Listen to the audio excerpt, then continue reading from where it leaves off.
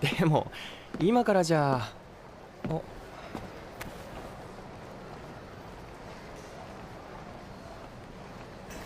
張り付いてる。お大丈夫ですか？学校へはどうやって行くのですか？ Talk about an anime that seemingly came out of nowhere.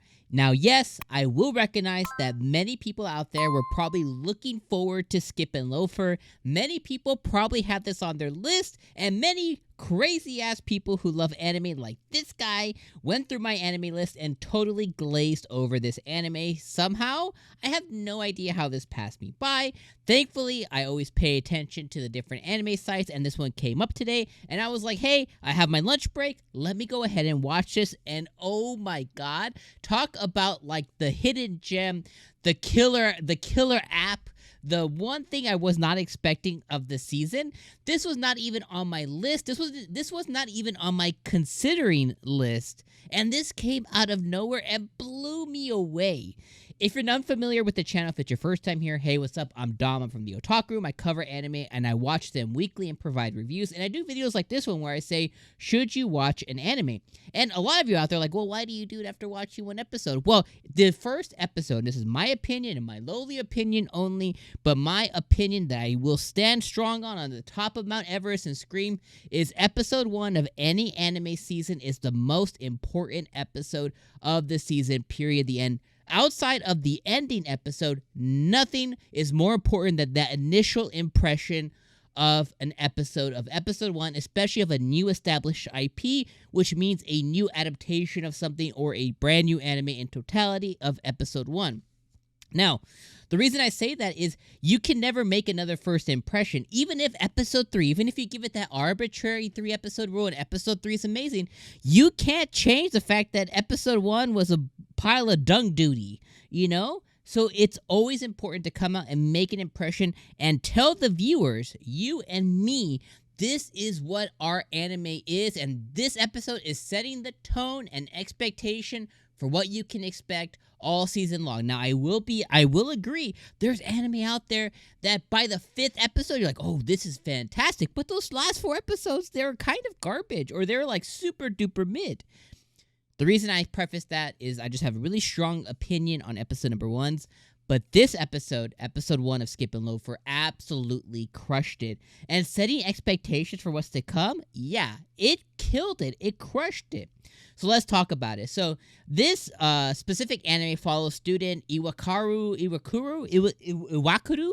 Mitsumi. I'm just going to call her Mitsumi. I'm going to forget that last name. I can't even pronounce it, so I'm not going to say it. This story follows Mitsumi, and this stormy. It's so stormy outside. This story follows Mitsumi, and it follows Sosuke. These are two of our main protagonists, Mitsumi being our main protagonist, our main character of the story. It's her story about her new life in Tokyo, and it follows Sosuke, which we have to assume is the love interest, or will be the love interest of Mitsumi as the story goes on. Sosuke ends up being the first person she interacts with in Tokyo, and she does it because she is lost at the train station. One thing that I found out about our character is she is overconfident. She thinks of herself like she's big shit in town. She is very intelligent. She's aware that she's very intelligent. And she has a whole entire life plan, which is a very bad sign for our main character because we know none of it's going to happen. And her first day showed us just that. So she's 15 years old, and we find out in the story that well, let me say this before I really get into the story. Let me say this. I think this episode, and I know I'm kind of all over the place, I'm just really excited. The story really did some really good things. It set up our two main characters, okay, in Sosuke and Mitsumi. It made her have a lot of depth. Immediately, I have an entire view of how she is as a character, how she will be. She's hilarious. She's scary. She's stressed out. She's anxious. She's very well written. And I have a good idea how the characters will be. So immediately, character development, oh my god, 10 out of 10. And it immediately established some surrounding characters that are going to show probably more face as the episode goes on. It established good world building. It's her first time in Tokyo. It's a bright, loud city, and she's from the farm town. She's from the boondies. So it set up really good world building. And plot-wise, she has a life plan. It's not going to go as she sees fit. Her life in Tokyo is going to be completely different than anything she could have imagined. That is a fantastic plot line. And then you throw in some melodrama and some romance in there and comedy that absolutely crushed it. Beautiful anime. All right, let me talk about the whole thing. So she's 15 years old. It's her first time in Tokyo. We find out through the first episode that she's living with Big Sis, which is just her aunt. It's so weird. The anime and the translation, and even when you're listening, you can hear that she's saying Big Sis. I'm assuming her aunt just simply doesn't want to be called aunt, or that she's her aunt because it probably makes her feel old. But regardless, she's living with her aunt. Her aunt's her new caretaker. Her parents gave her permission to move to Tokyo. She's now living with her guardian, living with her aunt, and she's going to take on Tokyo life. That's probably been a big dream for her and a big plan to go and live in the big city for quite some time. As many kids do, if you live in the boondies of New York, you want to go move to the Big Apple. And here, if you live in the boondies of Japan, you want to go move to Tokyo or like Kyoto, like one of the big bustling cities. So she goes and does it, and she has a whole plan. She's going to make it there. She's going to go to the train. She's going to be on time. She's going to give her introductory speech. We find out, again, her intelligence level, very high.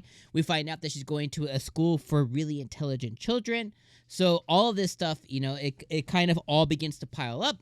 None of it goes her way. She wakes up on time, gets to the train there. She gets lost in the train and immediately gets motion sickness. She has to throw up. She is beginning to self-loathe outside of a bathroom. Thankfully, our other main boy here, very good-looking dude, 𝐒𝐻𝐽, because he's a very nice guy, curious guy, laid-back guy, he finds her. He's like, oh, there's someone else here that has my same uniform. He finds her, and she vice grips this poor boy and says, help me, basically. And they show us a really cute little scene of him being like a bunny or something, and her being like a little chick. A very funny scene, very, very cute. Before I go further, I also want to say the OP reminds me of a K-drama, like a Korean drama, and that's a good thing. K-dramas have most K-dramas, I would say 50% of them, are really, really well written, and they do drama really well. Sometimes they do comedy really well. The OP reminded me of what would be a opening for a K-drama, so I was like, that's good. And the art style is very like art book style, so very nice style, very nice animation. She gets to the entrance ceremony, and a lot of stuff ensues. She runs there with barefooted. She throws this 𝐒𝐻𝐽 guy off for a loop. I love how she was running full tilt, and he was like lightly jogging. Basically, I think she's going to be that little bit of crazy in his life that was unexpected, so very good stuff. She gets up at the entrance ceremony. She forgets her speech in her bag. She was so stressed out, she learned it by memory. All the nerves got to her, and she ends up throwing up on her teacher. So now she's called the barfing girl, and that is hilarious. It was a whole entire scene, and it was just crazy, crazy funny. I love how the teacher, her homeroom teacher that she threw up on, it was her first day. I was like, oh, this poor lady. It was her first day, so she's her first homeroom teacher, and she now has to teach Barf Girl here. And then the episode ends with her not being able to fall asleep, and because they're going to be doing self-intros the next day, she wakes up looking like a scary mess. So, comedy, yes. Romance, potentially is there. Great story and plotline. Funny. I know I already said comedy, but it's just it's so funny and so good.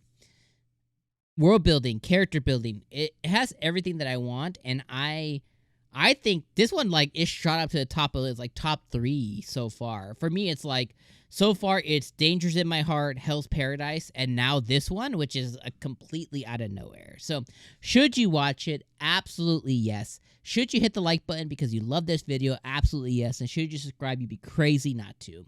All right, check out the other anime I'm watching this spring coming up on screen now. This was an awesome episode. Very glad to be a part of it. Thank you guys for being here, and I hope you give it a chance if you haven't, and if you did, let me know in the comments below. I'll see you in the next video.